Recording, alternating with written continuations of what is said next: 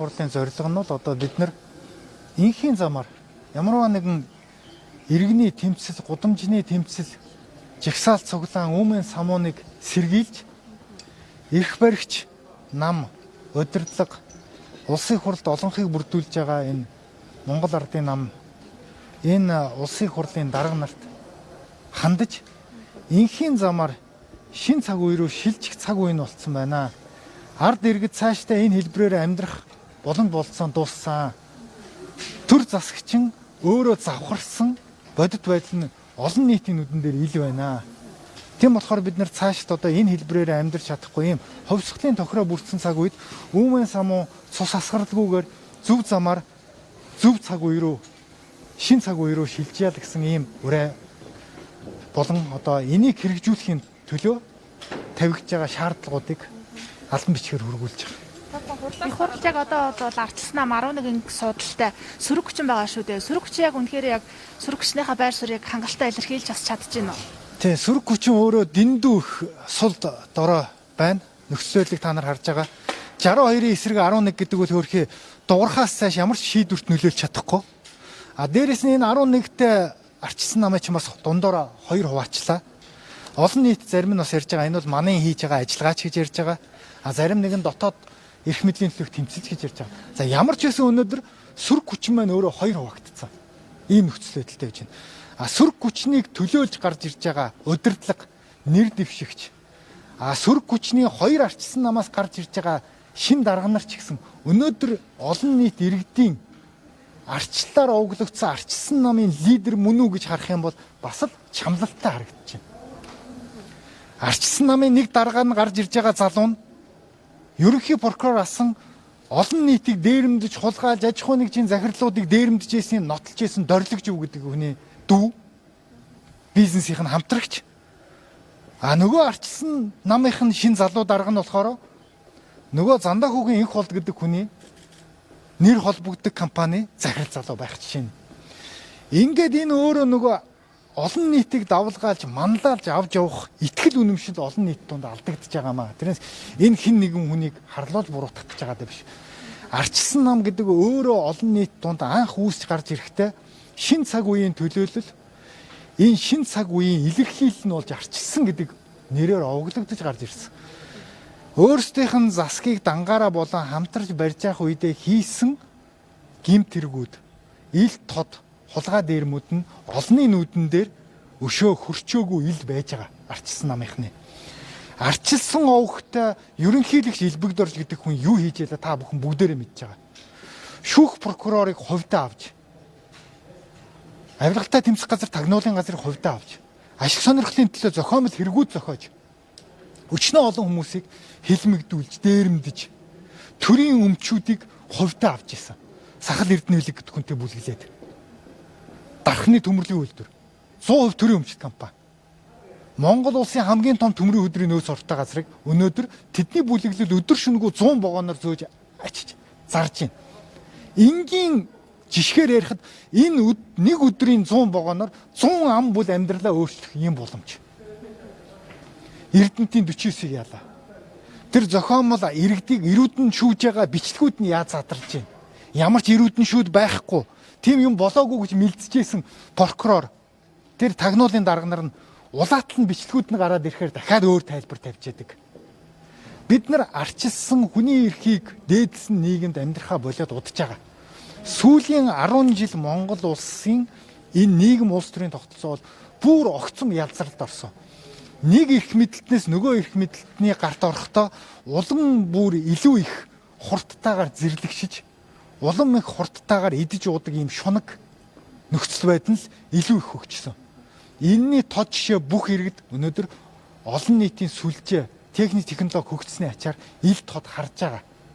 Энийг засаж залруулна гэж гарч ирсэн дараагийн хүчин нь засаж залруулсан уу?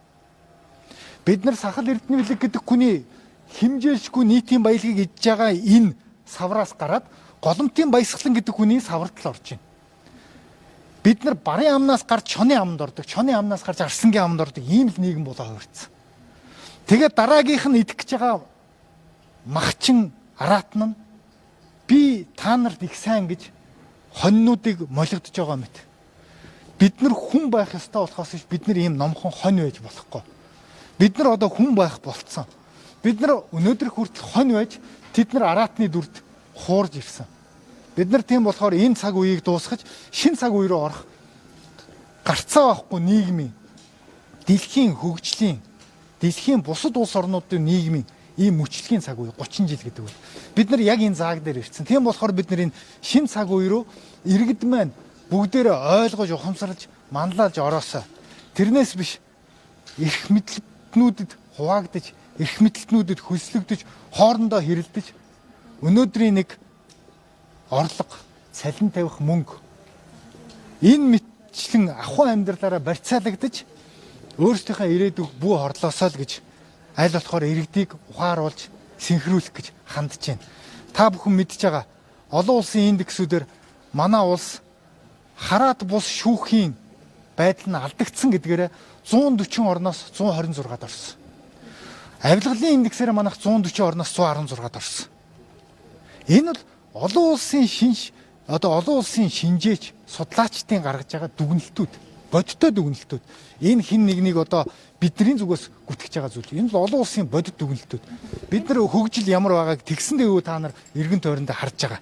Энд ард одоо жишээ нь сая жидүүчин гişүүдтэйгээ дэмжин гэж хийж байна. Тэгэхээр жидүү авсан гэдэг юм уу, ял авсан хүмүүс эргээд одоо гарч ирээд байна. Тухайлбал сая Солтан гэдэг ерөнхийлөгчийн өршөөлөөр гараад ирлээ. Эрүүл мэндийн шалтгаанаар эргээд ингээд ял завших нөхцөл нь бүрдээд байна. Нөгөөдөөр бас дархнаас сонгогдсон Дамдын нэм гишүүн, хөгжлийн банктай бас холбогдсон эдгээр гишүүд жидүүчин гишүүдтэйгээ яг ямар зарчмаар яаж одоо тэмцэх вэ? Эргээд нь цагаан захтуудаас эрүүл мэндийн шалтгаанаар ял завшаад байна л та. Тийм, бид нар нүдэн дээр л ил болж байгаа үйл явдлууд. Жидүүчт гэдэг маань өөрөө нийгмийн ямар хийгдүүлсэх хүргэлээ. Энэ өөрөө ямар ёс зүйгүй зүйл үлээ. Энэ дээр хөрс сүх дарга нь тухайн үедээ ерөнхий сайд нь хатуу арга хэмжээ авнаа л гэж амласан олон нийтийн нүдэн дээр. Чуулганы эндэр дээрээс ерөнхий сайдын суудал дээрээс амласан. Жидүүчттэй хариуцлага тооцч эднэрийг ёс зүйн, албан тушаалын, захиргааны ямарваа нэгэн арга хэмжээ авснаа аваагүй. Энэ ямарваа нэгэн үйлдэл, буруу үйлдэл өөрөө ямарваа нэгэн хариуцлага хүлээдгүй болохоор даймжраад дараагийн зэрлэгтэл улам их гүнзгэрдэг.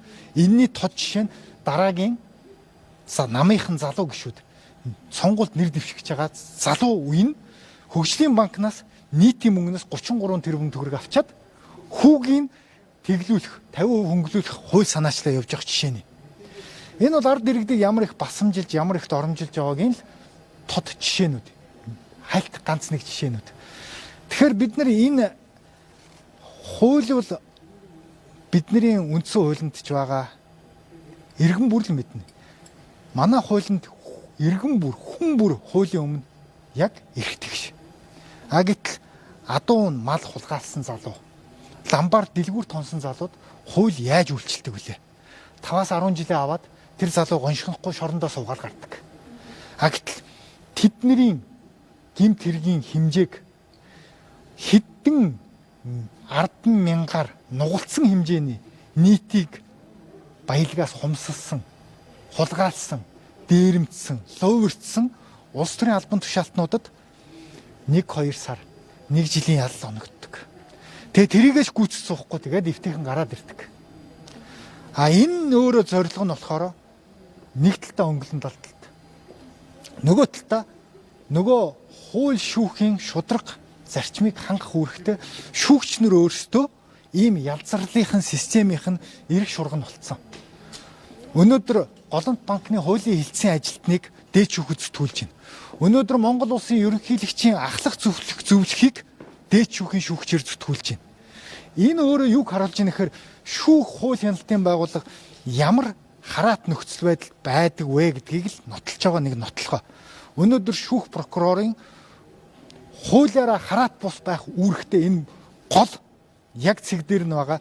Да ялангуяа яг дээд шүүхийн шүүгчнэр, улсын ерөнхий прокурор, нийслэлийн прокурорууд бүгд том Монгол улсын эрх мэдлэгтнүүдээс шууд үүрэг даалгавар авдаг хараат ажилдаг.